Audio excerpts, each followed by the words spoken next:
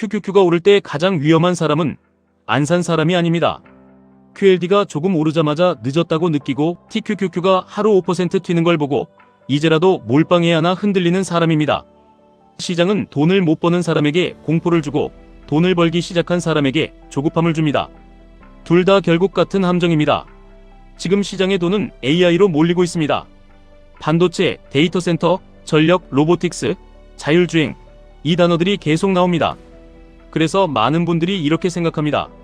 그럼 QQQ는 계속 가는 거 아닌가요? QLD는 지금이라도 더 사야 되는 거 아닌가요? TQQQ는 늦기 전에 크게 들어가야 되는 거 아닌가요? 저는 여기서 딱 한 문장만 먼저 말씀드리고 싶습니다. 방향을 맞추는 것보다 속도를 감당하는 게 먼저입니다. AI가 맞다고 해도 TQQQ 비중이 50%면 그건 확신이 아니라 과속입니다.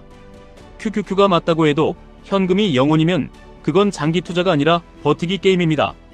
QLD가 맞다고 해도 매수 기준이 없으면 상승장에서는 조급하고 하락장에서는 얼어붙습니다. 이번 인터뷰에서 아크인베스트가 말한 핵심은 단순했습니다. AI, 로보틱스, 에너지, 블록체인이 따로 가는 게 아니라 서로 연결되면서 커진다는 겁니다. 이게 중요한 이유는 QQQ의 장기 방향이 단순한 기술주 상승이 아니라 산업 전체의 구조 변화와 연결되어 있기 때문입니다. 하지만 여기서 착각하면 안 됩니다. 큰 방향이 맞아도 매일 오르는 건 아닙니다. 10년짜리 혁신도 중간에 10% 조정은 옵니다. 20% 하락도 옵니다. 심하면 30% 구간도 옵니다. 그때 QQQ는 흔들림으로 보이지만 QLD는 고통으로 보이고 TQQQ는 계좌 공격처럼 느껴집니다. 그래서 저는 QQQ, QLD, TQQQ를 이렇게 나눠야 한다고 봅니다. QQQ는 기준입니다. QLD는 성장 엔진입니다. TQQQ는 조정장에서만 쓰는 가속 페달입니다. 가속 페달은 매일 밟는 게 아닙니다. 고속도로에서도 계속 풀악셀로 달리면 빨리 도착하는 게 아니라 사고 확률만 올라갑니다. 월 100만원 투자자라면 저는 이렇게 봅니다. 평소에는 QLD 60만원, TQQQ 20만원, 현금 20만원입니다. 이게 답이라는 말이 아닙니다. 중요한 건 구조입니다. 매달 100만원을 전부 TQQQ에 넣는 사람은 상승장에서는 천재처럼 보입니다. 하지만 3개월 뒤 계좌가 25% 빠지면 갑자기 철학자가 됩니다. 왜 나는 욕심을 냈을까? 왜 현금을 안 남겼을까? 왜 꼭 고점에서 비중을 키웠을까? 이 질문은 하락장에서 처음 나오는 게 아닙니다. 이미 매수할 때 답이 정해져 있던 질문입니다. 만약 최근 고점 대비 10% 빠지면 남겨둔 현금의 30%만 QLD로 들어갑니다.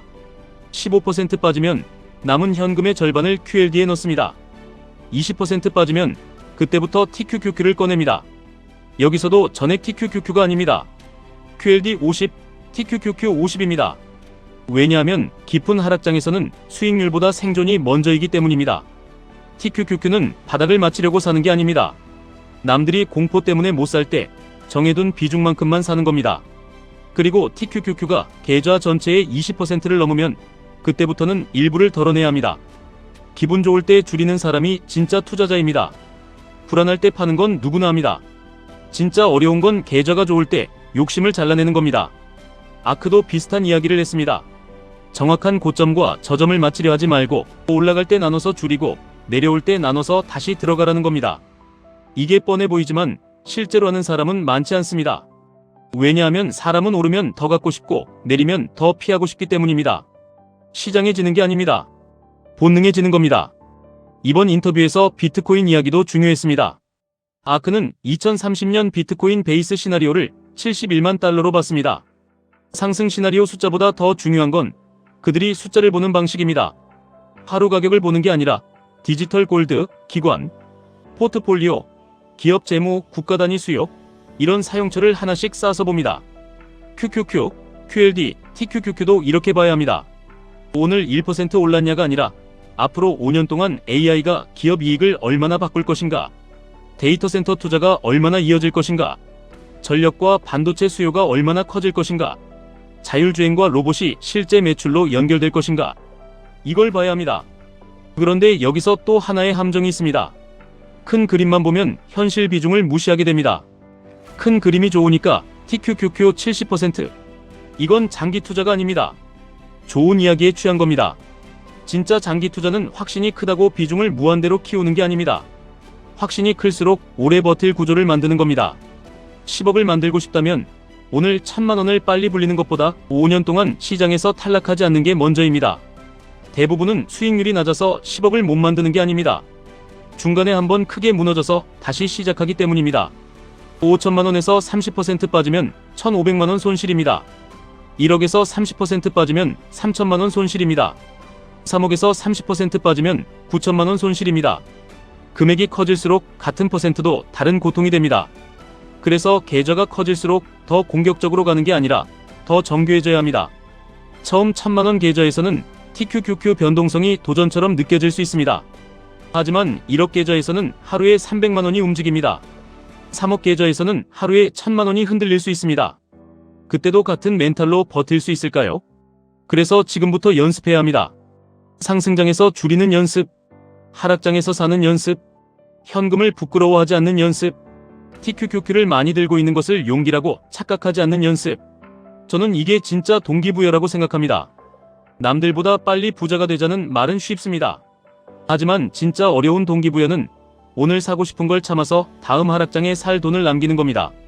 오늘 TQQQ를 더 사고 싶은 마음을 눌러서 계좌가 무너질 확률을 줄이는 겁니다. 오늘 수익난 일부를 팔아서 내일의 기회를 사는 겁니다. 화려하지 않지만 이게 5년 뒤 계좌를 바꿉니다. 예상 질문도 있습니다. 그럼 TQQQ는 하지 말라는 건가요? 아닙니다. TQQQ는 하지 말라는 게 아니라 아무 때나 하지 말라는 겁니다. 큰 조정에서 정해진 비중으로 감당 가능한 금액만 쓰라는 겁니다. 그럼 QLD는 계속 사도 되나요? 계속 산다는 말보다 규칙적으로 산다는 말이 맞습니다.